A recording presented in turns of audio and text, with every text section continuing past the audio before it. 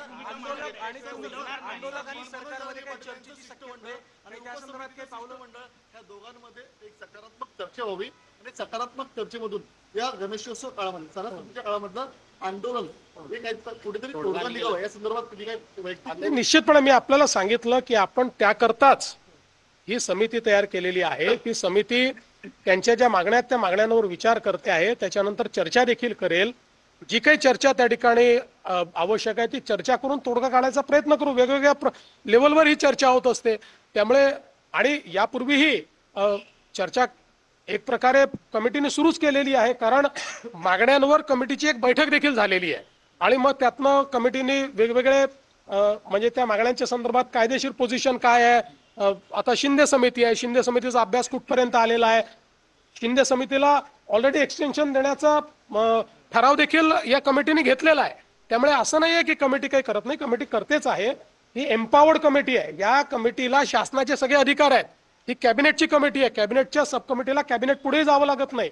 कॅबिनेटची सब committee ज्यावेळेस एखादा निर्णय करते त्यावेळेस तो कॅबिनेटचा निर्णय म्हणजे मंत्रिमंडळाचा निर्णय मानला जातो. अशा प्रकारची एम्पावर्ड कमिटी आपण तयार केली आहे. त्यामुळे मला असं वाटतं की निश्चितपणे त्यातनं जो काही तोडगा काढायचा तो आपण काढू. मात्र कुठेही लोकांना त्रास होईल असं वागणं हे योग्य होणार नाही. त्यामुळे माझं आव्हान आहे की लोकांना त्रास होईल असं कोणी वागू नये.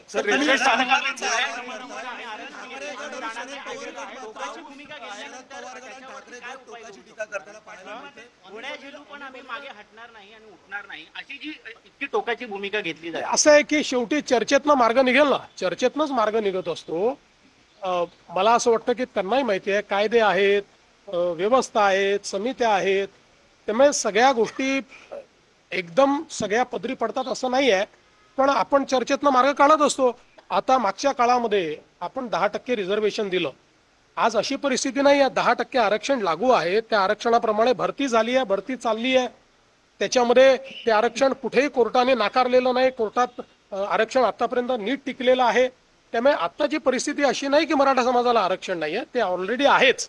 मराठा समाजाचं आरक्षण टिकलेलं आहे.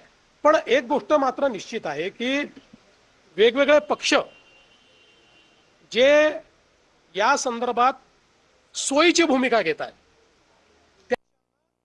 माझं आव्हान आहे की सोयीची भूमिका घेऊ नका. भूमिका घ्यायची तर ठाम भूमिका घ्या.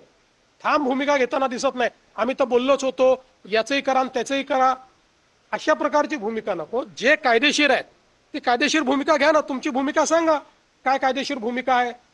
या संदर्भात ते भूमिका याकरता सांगणार नाहीत, कारण त्यांना समाजामध्ये भांडण होताना कुठेतरी त्यातनं राजकीय फायद्याचा वास येतो. आम्हाला राजकीय फायदा करून घ्यायचा नाही. आम्हाला सगळे समाज सांभाळायचे आहेत. आमचं सरकार इतक्या मोठ्या संख्येनं या ठिकाणी निवडून आलं कारण आम्ही सगळ्या समाजाला सांभाळलेलं आहे. सगळ्या समाजाने आम्हाला मतदान केलेलं आहे. त्याच्यामुळे आम्हाला सगळ्यांना सांभाळावं लागेल. सगळ्यांना सांभाळून सगळ्यांचे ॲस्पिरेशन्स जे आहेत ते ॲस्पिरेशन्स कसे पूर्ण करता येतील हे आम्हाला प्रयत्न करायचा आहे. आरक्षण द्यावं अशी मागणी जरी जरांगे पाटील करत असले, काँग्रेस असेल किंवा ठाकरे गट असेल किंवा शरद पवार गट असेल, ते मात्र यावरती ठाम भूमिका घेत नाही. सरकारने निर्णय घ्यावा असं उत्तर द्यावे. म्हणूनच मी मागतो, कारण या सगळ्या लोकांनी मागच्या काळामध्ये याच्या संदर्भात एक सर्वपक्षीय बैठकीत ठराव करून सह्या केलेल्या आपल्याला सगळ्यांना माहिती आहे. त्यांनी सह्या केलेल्या, त्यांचं पत्र आहे, पब्लिक डोमेनमध्ये पत्र आहे. त्यामुळे त्यांची भूमिका काय आहे ही त्या पत्रातनं बाहेर आलेली आहे. म्हणून मी म्हटलं की आता सोयीची भूमिका घेणं आणि लोकांची दिशाभूल करणं हे बंद केलं पाहिजे. या ठिकाणी आपल्याला महाराष्ट्राचं सोशल फॅब्रिक हे कसं नीट ठेवता येईल, आपली सामाजिक वीण ही कशी नीट ठेवता येईल, हा प्रयत्न आपल्याला करावा लागेल. पाऊस देखील आहे तो सुरू झालेला आहे मुंबईमध्ये, त्यामुळे रेल्वे स्थानकांवर सध्या मोठ्या प्रमाणामध्ये हे आंदोलन नाही, पण मला असं वाटतं की काही ठिकाणी आंदोलकांनी रास्ता रोको वगैरे केला, पण पोलिसांनी बोलल्यानंतर रस्ता त्यांनी रिकामाही केला.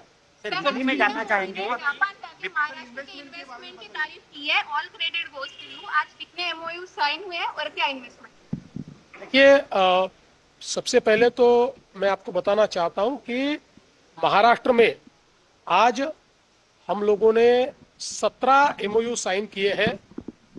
करीब 34,000 करोड़ के एमओयूज है. इसमें करीब 33,000 न्यू एम्प्लॉयमेंट जनरेट हो रही है। ये नासिक विभाग में, नासिक है, अहिल्यानगर है, नंदुरबार है, यहाँ पर एमओयूज है। पुणे विभाग में, पुणे में एमओयूज हुए हैं। विदर्भ में नागपुर है, चंद्रपुर है, गढ़चिरौली है,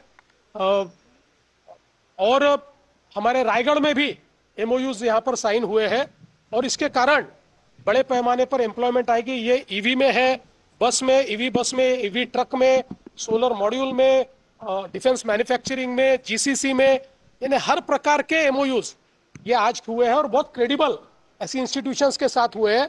और मैं ऐसा मानता हूं कि एक प्रकार से महाराष्ट्र में ईज ऑफ डूइंग बिजनेस का जो काम हम कर रहे हैं उसके ऊपर लोगों ने विश्वास जताया। उद्धव ठाकरे का कहना है कि मराठाओं के कंधों पर बंदूक रखकर कौन गोलियां चला रहा है, ये खुद मुख्यमंत्री ढूंढ कर दिखाते हैं। देखिए, उद्धव ठाकरे जी के सरकार के कार्यकाल में मराठा समाज के लिए किया हुआ एक काम वो दिखाए, उसके बाद बोले। सर